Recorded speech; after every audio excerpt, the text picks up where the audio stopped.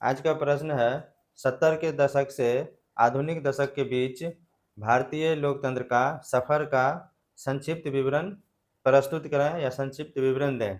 भारतीय सामाजिक न्याय के संदर्भ में, सोशल जस्टिस के संदर्भ में, कॉन्टेक्स्ट में, या समाजी इंसाफ के तनाजुर में। 70 के दशक से आधुनिक दशक के बीच, 70 का दशक का क्या अर्थ है?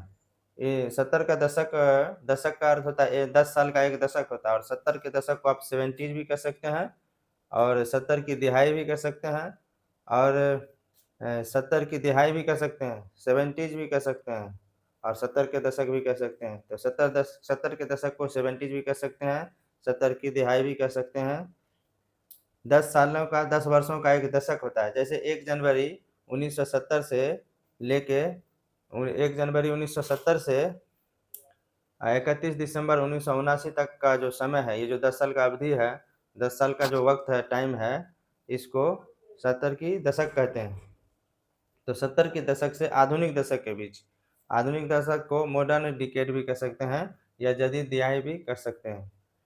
तो 70 के दशक से आधुनिक दशक के बीच भारतीय लोकतंत्र का, इंडियन डेमोक्रेसी का, या हिंदुस्तानी जमहूरियत का सफ़र का, जर्नी का संक्षिप्त वर्णन करें, या ब्रीफली डिस्क्राइब करें, या मुख्तसर बयान करें। भारत के सामाजिक न्याय के संदर्भ में, या समाजी इंसाफ के तनाजुर में, या सोशल जस्टिस के कॉन्टेक्स्ट में, संदर्भ में, कॉन्टेक्स्ट में, या सामाजिक न्याय के बारे में आप बोलें। दशक से पूर्व भारत की राजनीतिक अवचेतना जो है, वो सुविधा परस्त, हित परस्त लोगों के बीच, गिरोह के बीच, या समूह के बीच, या ग्रुप के बीच जो है झूलती रही।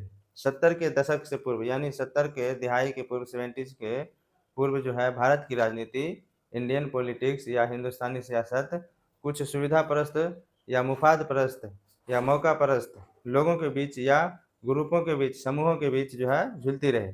दूसरे शब्दों में कहा जाए तो यह अतिशयोक्ति नहीं होगी कि 1967 तक राजनीति में, भारतीय राजनीति में सवर्ण जातियों का वर्चस्व था, बालादस्ती थी, और सुप्रीमेसी थी।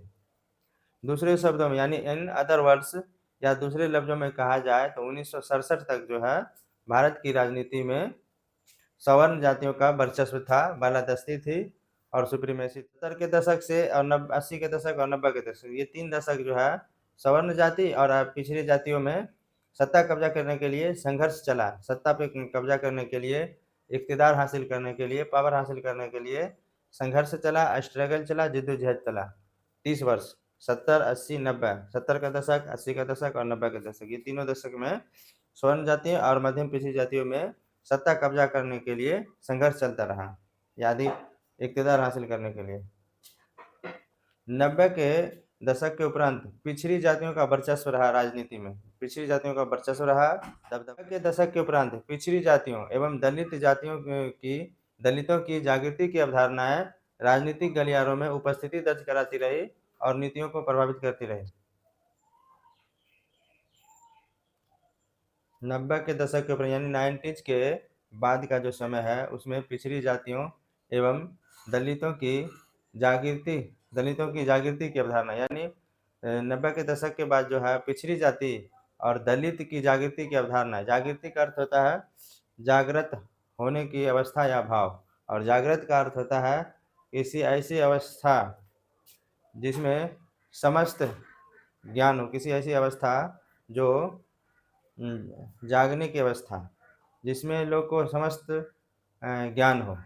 90 के दशक के उपरांत पिछड़ी जातियों का वर्चस्व और दलितों की जागृति की अवधारणाएं राजनीतिक गलियारों में उपस्थिति दर्ज कराती रही और नीतियों को प्रभावित करती रही। तो 90 के दशक के उपरांत जो है पिछड़ी जातियों का वर्चस्व रहा, और दलित समाज जो है उसमें जागृति आई, जागरूकता आई, सियासी बेदारी आई, या पॉलिटिकल अवेयरनेस, या पॉलिटिकल कॉन्शसनेस आया दलित समाज में 90 के दशक के बाद। और ये सब जो है राजनीतिक गलियारों में, पॉलिटिकल कॉरिडोर में, सियासी कॉरिडोर में अपनी उपस्थिति, अपनी मौजूदगी, अपनी वर्तमान दशक के वर्षों में राजनीति का पलड़ा या राजनीतिक बैलेंस, सियासी तवाज़ुन जो है दलितों एवं महादलितों के पक्ष में, दलितों एवं महादलितों के फेवर में, दलितों एवं महादलितों के हक में झुकता दिखाई दे रहा है। ये बिहार के कॉन्टेक्स्ट में कहा जा रहा है, पूरे भारत के कॉन्टेक्स्ट में नहीं। बिहार के कॉन्टेक्स्ट में सरकार की नीतियों के परिदृश्य में दलित न्याय की पहचान सबके लिए केंद्र बिंदु का विषय बन गया है।